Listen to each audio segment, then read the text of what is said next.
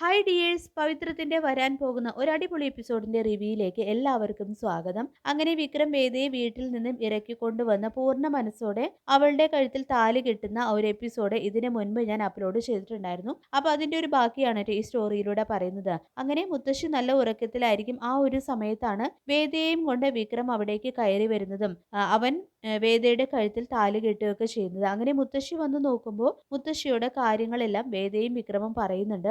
അപ്പോൾ മുത്തശ്ശി ചോദിക്കുന്നുണ്ട്, എടാ വിക്രം, നീ എന്ത് പണിയായി കാണിച്ചത്? നാളെ നിന്റെ അമ്മ നിനക്ക് വേണ്ടി വിവാഹം ഒരുക്കി വെച്ചതല്ലേ?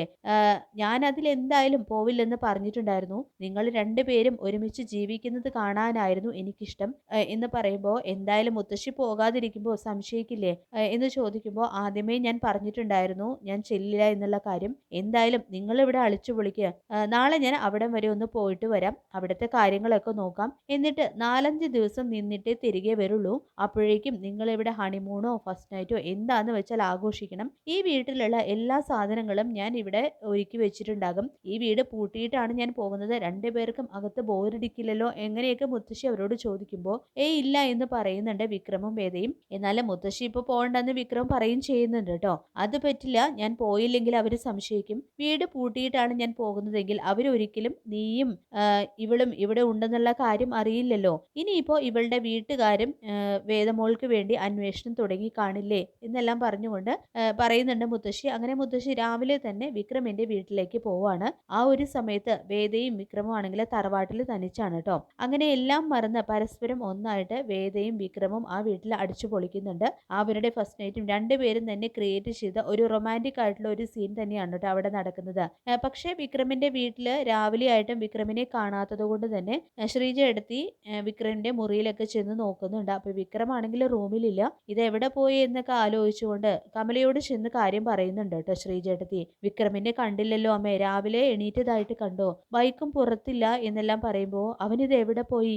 ഈ അവസാന നിമിഷം അവൻ ചതിച്ചോ എന്നെല്ലാം പറയുന്നുണ്ട് കമല. അപ്പോൾ നന്ദിനി ഇതിനിടയിൽ കയറി പറയുന്നുണ്ട്, അവനല്ലെങ്കിലും ഈ വിവാഹത്തിന് വലിയ താല്പര്യമൊന്നും ഇല്ലായിരുന്നല്ലോ. നിങ്ങൾ എല്ലാവരും കൂടി നിർബന്ധിച്ചിട്ടില്ലേ അവനെ കൊണ്ട് വേറെ കെട്ടിക്കാൻ നോക്കിയത്? അവന് ഇവിടുന്ന് മതിൽ ചാടിയിട്ടുണ്ടാകും. വേണമെങ്കിൽ വേദയുടെ വീട്ടിലേക്ക് ഒന്ന് വിളിച്ചു നോക്കുക, ചിലപ്പോൾ അവളെയും കൊണ്ട് അവൻ മതിൽ ചാടി പോയിട്ടുണ്ടാകും എന്നൊക്കെ നന്ദിനി പറയുമ്പോൾ നന്ദിനി ഒന്നും മിണ്ടാതിരിക്കുന്നുണ്ടോ? ഈ ഒരു സമയത്താണോ നീ ഇങ്ങനെയൊക്കെ പറയുന്നതെന്ന് ചോദിക്കുന്നുണ്ട് ശ്രീജേട്ടത്തി. അങ്ങനെ കുറെ അവർ അന്വേഷിക്കുന്നുണ്ട് വിക്രമിനെ. വിക്രമിന്റെ കൂട്ടുകാരെയൊക്കെ വിളിച്ചു നോക്കുന്നുണ്ടെങ്കിലും അവർക്ക് ആർക്കും വിക്രമിനെ കുറിച്ച് യാതൊരു അറിവുമില്ല. തുടർന്ന് ശ്രീജേട്ടത്തി വേണമെങ്കിൽ വിക്രമിന്റെ അച്ഛമ്മയെ ഒന്ന് വിളിച്ചു നോക്കുക എന്നെല്ലാം പറയുന്നുണ്ട് കേട്ടോ. അപ്പൊ മുത്തശ്ശി ഒന്ന് വിളിച്ചു നോക്കാനൊക്കെ പറയുന്നുണ്ട്. ചിലപ്പോൾ അവൻ അച്ഛമ്മയുടെ അടുത്ത് പോയിട്ടുണ്ടാവും എന്നെല്ലാം പറയുന്നുണ്ട് കേട്ടോ. അപ്പൊ ഈ സമയത്ത് തന്നെയാണ് അച്ഛമ്മ അവിടേക്ക് കയറി വരുന്നത്.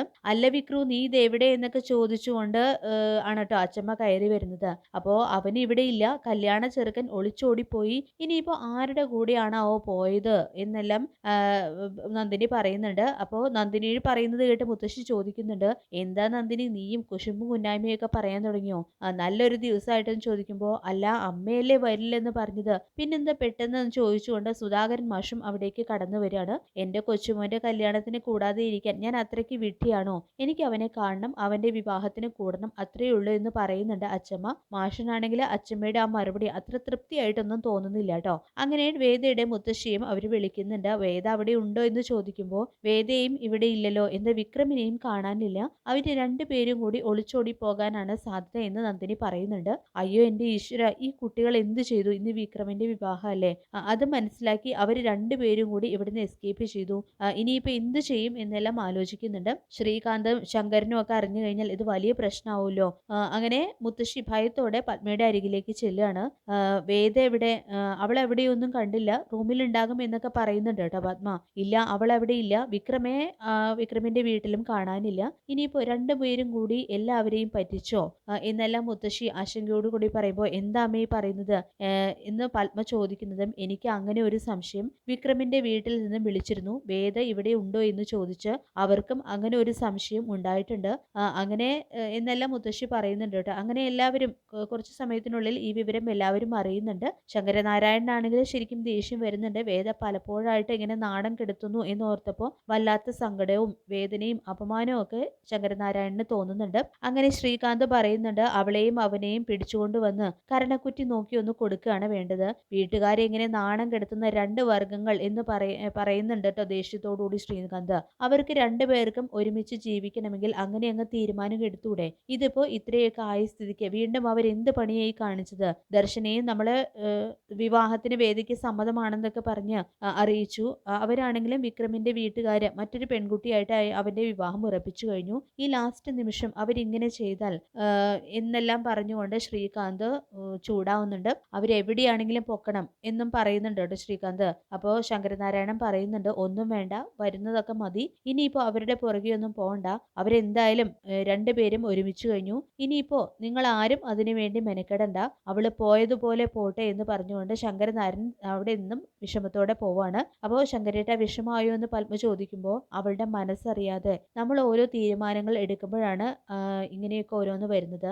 അവരുടെ ജീവിതമല്ലേ, മരണം വരെ അവരല്ലേ ഒരുമിച്ച് ജീവിക്കേണ്ടത്. ഇനിയിപ്പോ വരുന്നിടത്ത് വെച്ച് കാണാമെന്നും പറയുന്നുണ്ട് ശങ്കരനാരായണൻ. പക്ഷെ രാധയാണെങ്കിലോ ഭ്രാന്തിയെ പോലെ അലറാണ് കേട്ടോ. തന്നെ ചതിച്ചു, വീണ്ടും എല്ലാവരുടെയും മുന്നിൽ നാണം കെടുത്തി ഈ ഒരു വേഷം എന്ന് പറഞ്ഞ ആ കല്യാണ വേഷമെല്ലാം വലിച്ചെറിയുന്നുണ്ട് രാധ. എന്നിട്ട് രാധ വീട്ടിലേക്ക് ഓടുകയാണ് കേട്ടോ. കതിർ മണ്ഡപത്തിൽ നിന്നാണ് രാധ ഈ വിവരങ്ങളൊക്കെ അറിയുന്നത്. അവളെ എങ്ങനെ ആശ്വസിപ്പിക്കും എന്നറിയാതെ കമലാമ്മ ഇങ്ങനെ സങ്കടപ്പെട്ട് നിൽക്കുകയാണ്. അങ്ങനെ അവര് എവിടെയാണെന്ന് ആർക്കും അറിയില്ല കേട്ടോ. ഒരു മരണ വീട് പോലെയാണ് ആ ഒരു ദിവസം മാഷിന്റെ വീട് കടന്നു പോകുന്നത്. അപ്പൊ മാഷ് വന്ന് കമലമ്മയോട് പറയും, നീ വിഷമിക്കണ്ട, അവര് രണ്ടുപേരും ഒരുമിച്ച് ജീവിക്കേണ്ടവരാണ്. വേദമോള് അവനെ മാറ്റിയെടുക്കും. ഞാൻ പറഞ്ഞല്ലോ, വിക്രമിന് ഒരിക്കലും വേദയില്ലാതെയും വേദയ്ക്ക് ഒരിക്കലും വിക്രമില്ലാതെയും പറ്റില്ല എന്ന്. അത് എനിക്ക് പണ്ടേ മനസ്സിലായതാണ്. നീയാണ് അത് മനസ്സിലാക്കാതിരുന്നത് എന്നെല്ലാം കമലയോടായിട്ട് മാഷ് പറയുമ്പോൾ, മാഷെ അതല്ല, ആ രാധയുടെ കാര്യം ആലോചിച്ചിട്ടാണ്. ഞാനത് സാരമില്ല, അവളോട് നമ്മൾ എത്രയോ തവണ പറഞ്ഞിട്ടുണ്ട് വിക്രമിനെ മറക്കണമെന്ന്. അവൾക്കായിരുന്നല്ലോ വാശി. ഇതിനൊക്കെ അവൾ അനുഭവിക്കട്ടെ, കുറച്ച് കഴിയുമ്പോൾ ശരിയായിക്കോളും, നല്ലൊരു പയ്യനെ അവളെ തേടി വരും എന്ന് പറഞ്ഞ് കമലാമ്മയെ ആശ്വസിപ്പിക്കുന്നുണ്ട് സുധാകരൻ മാഷ്. ഈ സമയം വേദയും വിക്രവും ആണെങ്കിൽ അവിടെ തറവാട്ടിൽ അടിച്ചു പൊളിക്കുകയായിരിക്കും കേട്ടോ. അപ്പോൾ വേദയ്ക്കരികിലേക്ക് വിക്രം കുറച്ച് മുല്ലപ്പൂവൊക്കെ ആയിട്ട് വരുന്നുണ്ട്. അപ്പോൾ വേദ ചോദിക്കുന്നുണ്ട്, ഇതെല്ലാം എവിടുന്ന് ഒപ്പിച്ചു? വീട്ടിൽ നിന്നും പുറത്തിറങ്ങാൻ പറ്റില്ലല്ലോ, ഗേറ്റ് ഒക്കെ പൂട്ടിയിട്ടാണല്ലോ അച്ചമ്മ പോയത് എന്ന് ചോദിക്കുമ്പോൾ, വാതിലിന്റെ ചാവി എൻ്റെ കയ്യിലുണ്ട്, ഞാൻ നോക്കിയപ്പോൾ ദേ പുറത്ത് നല്ല പൂവും പൂത്തു നിൽക്കുന്നു, മുല്ലപ്പൂ കുറച്ച് പൊട്ടിച്ചു എന്ന് പറഞ്ഞുകൊണ്ട് ആ മുല്ലപ്പൂ മാല വേദയുടെ തലയിൽ വെച്ചു കൊടുക്കുകയാണ് കേട്ടോ വിക്രം. ഇപ്പോൾ ഒരു റൊമാൻറ്റിക് മൂഡൊക്കെ ആണല്ലോ എന്നും വിക്രു എന്നും വേദ പറയുന്നുണ്ട്. ഇതേസമയം അതേലോ, എൻ്റെ പെണ്ണിനോട് എനിക്ക് എന്നും റൊമാൻറ്റിക് തന്നെയാണ് എന്ന് പറഞ്ഞുകൊണ്ട് വേദയെ ചേർത്ത് പിടിക്കുകയാണ് വിക്രം. അങ്ങനെ കുറച്ച് ദിവസങ്ങൾക്ക് ശേഷം വീണ്ടും മുത്തശ്ശി അവിടേക്ക് വരികയാണ് കേട്ടോ. അപ്പോൾ നിങ്ങൾ രണ്ടുപേരും കൂടെ ഇവിടെ അളിച്ചു പൊളിച്ചല്ലേ, അവിടെ പ്രശ്നങ്ങളൊന്നുമില്ല, ഇപ്പോൾ എല്ലാം പഴയതുപോലെ ആയിട്ടുണ്ട്, അത് ഉറപ്പുവരുത്തിയിട്ടാണ് ഞാൻ ഇങ്ങോട്ട് വന്നത് എന്നെല്ലാം അച്ഛമ്മ അവരോട് പറയുന്നുണ്ട്. എന്നാലും വിക്രമോനെ, നിങ്ങൾ രണ്ടുപേരെയും ഞാൻ സമ്മതിച്ചിട്ടുണ്ട്, നിങ്ങളെ രണ്ടുപേരെയും ദൈവം കൂട്ടിയിണക്കിയതാണ്. എന്തായാലും വേദയുടെ മുത്തശ്ശിയോട് ഞാൻ ഈ സത്യം പറഞ്ഞിട്ടുണ്ട്. മുത്തശ്ശിക്ക് മോളെ കാണണമെന്ന് പറഞ്ഞു. അടുത്ത് തന്നെ മുത്തശ്ശി ഇങ്ങോട്ട് വരുമെന്ന് പറയുമ്പോൾ, അയ്യോ അപ്പോൾ വീട്ടിൽ അറിയില്ലേ ഇനിയിപ്പോൾ എന്ന് വേദ ചോദിക്കുമ്പോൾ, ഇനിയിപ്പോൾ അറിഞ്ഞാലും യാതൊരു പ്രശ്നവുമില്ല, രണ്ടുപേരും ഒരുമിച്ച് ജീവിക്കാൻ തുടങ്ങിയെന്ന് അവർക്കൊക്കെ മനസ്സിലായി കാണും എന്നെല്ലാം അച്ഛമ്മ അവരോട് പറയുന്നുണ്ട്. അങ്ങനെ പിറ്റേ ദിവസം തന്നെ വേദയുടെ മുത്തശ്ശി അവരെ കാണാനായിട്ട് തറവാട്ടിലേക്ക് വരികയാണ്. എന്നാലും മോളെ, ഇത് വലിയ ചതിയായിപ്പോയി. മോൾ എന്നോടെങ്കിലും പറഞ്ഞോ? മോളുടെ എല്ലാ കാര്യത്തിനും കൂട്ടു നിൽക്കുന്ന ആളല്ലേ മുത്തശ്ശി എന്നെല്ലാം മുത്തശ്ശി ചോദിക്കുമ്പോൾ, മുത്തശ്ശി അപ്രതീക്ഷിതമായിട്ട് വിക്രം അവിടേക്ക് വന്നത് ഒന്നും അറിയിക്കാൻ സമയം കിട്ടില്ല എന്നെല്ലാം കാര്യങ്ങളെല്ലാം വേദ മുത്തശ്ശിയെ അറിയിക്കുന്നുണ്ട്. എന്നാലും കൊച്ചുകളി, നീ ഇത് എപ്പോൾ ഒപ്പിച്ചു എന്നൊക്കെ ചോദിച്ച് വേദയുടെ നേരെ കൈയൊങ്ങുമൊക്കെ ചെയ്യുന്നുണ്ട് കേട്ടോ മുത്തശ്ശി. അങ്ങനെ വേദയും വിക്രമും ആരും അറിയാതെ ഒളിമിച്ച് താമസിക്കാൻ തുടങ്ങിയിട്ട് ഏകദേശം ഒരു മാസമൊക്കെ കഴിഞ്ഞിട്ടുണ്ടാകും. ആ സമയം വിക്രമിനോടായിട്ട് ചോദിക്കും, മുത്തശ്ശിയുടെ തണലിൽ ഇങ്ങനെ ജീവിച്ചാൽ മതിയോ? നീ ഇപ്പോൾ ഒരു ഭർത്താവാണ്, ഇവളുടെ കാര്യം നോക്കണ്ടേ? എന്തെങ്കിലുമൊക്കെ ജോലി നീ ചെയ്യണം.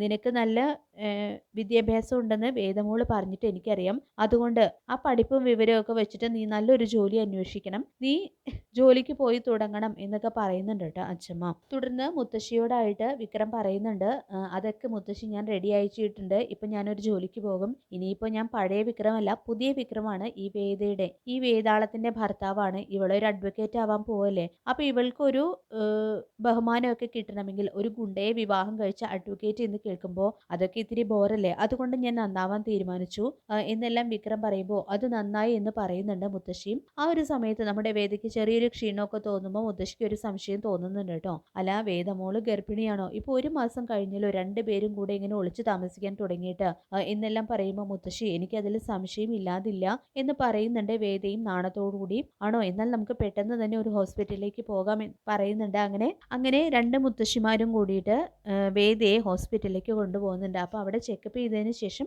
വേദ ഗർഭിണിയാണെന്ന് ഡോക്ടർ അറിയിക്കുമ്പോൾ അത് കേട്ട് അവർക്ക് ഒരുപാട് സന്തോഷമാവുന്നുണ്ട്. അങ്ങനെ മുത്തശ്ശി നേരെ വേദയുടെ വീട്ടിലേക്ക് വരികയാണ്. അപ്പോൾ വേദ പ്രഗ്നന്റ് ആണ് എന്നുള്ള കാര്യം മുത്തശ്ശി എല്ലാവരെയും അറിയിക്കുന്നുണ്ട്. അപ്പോൾ ഇത് കേൾക്കുന്ന ശങ്കരനാരായണനാണെങ്കിൽ തനിക്കൊരു പേരക്കുട്ടി ജനിക്കാൻ പോകുന്നു എന്ന് കേൾക്കുമ്പോൾ വലിയ സന്തോഷമാവുന്നുണ്ട് കേട്ടോ. പക്ഷേ വിക്രമിനാണെങ്കിൽ ഗർഭിണിയായ വേദയെ എങ്ങനെ പരിചരിക്കണം എന്നറിയാതെ അവൾക്ക് ഒരുപാട് സ്വീറ്റ്സും അവൾക്ക് ഇഷ്ടപ്പെട്ട ഭക്ഷണവും കൊതി തോന്നുന്ന ഭക്ഷണമൊക്കെ കൊണ്ടുവന്ന് കൊടുത്ത് അവളെ വല്ലാതെ തന്നെ കെയർ ചെയ്യുന്നുണ്ട്. ഇപ്പോൾ വിക്രം ഒരച്ഛനും കൂടിയാണ്. അതിന്റെ എല്ലാ ഉത്തരവാദിത്വവും വിക്രം കാണിക്കുന്നുണ്ട്. നല്ലൊരു കമ്പനിയിൽ അവർ ജോലിക്കും പോകുന്നുണ്ട്. തുടർന്ന് പഠനം ഓൺലൈനായിട്ടും അവൻ നടത്തുകയും പാർട്ട് ടൈം ആയിട്ട് ജോലിക്ക് പോവുകയൊക്കെ ചെയ്യുന്നുണ്ട്. വേദയുടെ കാര്യങ്ങളും നന്നായിട്ട് ശ്രദ്ധിക്കുന്നുണ്ട്. ആ ഒരു സമയത്ത് കമലയ്ക്കാണെങ്കിൽ വേദയെയും വിക്രമിനെയും കാണാനായിട്ട് വല്ലാത്ത ആഗ്രഹം തോന്നുന്നുണ്ട് കേട്ടോ. അങ്ങനെ വേദയെയും വിക്രമിനെ അന്വേഷിച്ച് തറവാട്ടിലേക്ക് വരുന്നുണ്ട് കമലാമ്മ. വിക്രമിനോട് പരിഭവമൊക്കെ കാണിക്കുന്നുണ്ട്. എന്നാലും ഈ അമ്മ നിന്നെ ഇത്രമാത്രം സ്നേഹിച്ചിട്ടുണ്ട്, നിനക്ക് നല്ലൊരു കാര്യം വന്നപ്പോൾ നീ എന്നെ ഉപേക്ഷിച്ചില്ലേ, എന്നോടൊരു വാക്ക് പറഞ്ഞോ, ഇത്രയും ദിവസമായിട്ട് നീ എന്നെ ഒന്ന് കാണാൻ വന്നോ എന്നെല്ലാം പരിഭവത്തോടു കൂടി കമല പറയുമ്പോൾ അയ്യോ അമ്മേ, അമ്മയ്ക്ക് എന്നോട് ദേഷ്യമുണ്ടെന്ന് അറിയാം, അങ്ങനെ കരുതിക്കൊണ്ടാണ് ഞാൻ വരാതിരുന്നത് എന്ന് പറയുമ്പോൾ എടാ, എത്ര ദേഷ്യം ഉണ്ടെങ്കിലും ഇന്നേ വരെ ഞാൻ നിന്നോട് അതൊക്കെ കാണിച്ചിട്ടുണ്ടോ, എന്തൊരു ഗുണ്ടയായിരുന്നു നീ, അന്നൊക്കെ ഞാൻ നിന്നോട് ദേഷ്യം കാണിച്ചിട്ടുണ്ടോ, ഇല്ലല്ലോ എന്നെല്ലാം പറയുന്നുണ്ട് കമലാമ്മ. അങ്ങനെ മാഷും മധുരപലഹാരവും ഒക്കെ ആയിട്ട് അവിടേക്ക് കടന്നു വരുന്നുണ്ട് കേട്ടോ. അപ്പോഴേക്കും ശങ്കരനാരായണനും പത്മവും എല്ലാവരും വരുന്നുണ്ട്. അപ്പോൾ ഈ ഒരു ആഘോഷം അവര് കമലയുടെ വേദയുടെ ആ വിശേഷം അവരെല്ലാവരും വലിയൊരു ആഘോഷമാക്കി മാറ്റുകയാണ്. പക്ഷേ അവരുടെ ആ സന്തോഷങ്ങൾ തല്ലിക്കെടുത്തിക്കൊണ്ട് വലിയൊരു ദുരന്തം അവർക്ക് മീതെ വരുന്നുണ്ട് എന്നറിയാതെ അവരെല്ലാവരും രണ്ട് കുടുംബക്കാരും അത് നന്നായിട്ട് തന്നെ സെലിബ്രേറ്റ് ചെയ്യുന്നുണ്ട്. പുതിയൊരു കുഞ്ഞിനെ വരവേൽക്കാനായിട്ട് എല്ലാവരും ഒരുങ്ങിയിരിക്കുകയാണ് കേട്ടോ. ശ്രീകാന്തിനൊക്കെ വിക്രമനോടുള്ള ദേഷ്യം ഉണ്ടെങ്കിലും അതെല്ലാം ഉള്ളിലൊതുക്കി തൻ്റെ പെങ്ങൾക്കൊരു കുഞ്ഞ് ജനിക്കാൻ പോകുന്നു എന്ന് കേട്ടപ്പോൾ വിക്രമനോടും എല്ലാവരോടും സന്തോഷത്തോടെ ആ കുടുംബം നന്നായിട്ട് പോവുകയാണ് ചെയ്യുന്നത്. അപ്പോൾ ഈ സമയത്താണ് ആ ഒരു ദുരന്തം അവരുടെ ജീവിതത്തിലേക്ക് കടന്നു വരുന്നത്. അത് എല്ലാവരെയും തകർത്ത് കളയുന്ന ഒരു അനുഭവം തന്നെയായിരിക്കും. അപ്പോൾ ആ ഒരു എപ്പിസോഡ് എന്താണെന്നുള്ളത് അടുത്ത വീഡിയോയിൽ ഞാൻ അപ്ലോഡ് ചെയ്യുന്നതായിരിക്കും. ഈ ഒരു വീഡിയോ നിങ്ങൾക്ക് ഇഷ്ടമാവുന്നെങ്കിൽ ചാനൽ ലൈക്ക് ചെയ്യാനും സബ്സ്ക്രൈബ് ചെയ്ത് സപ്പോർട്ട് ചെയ്യാനും മറക്കല്ലേ. താങ്ക്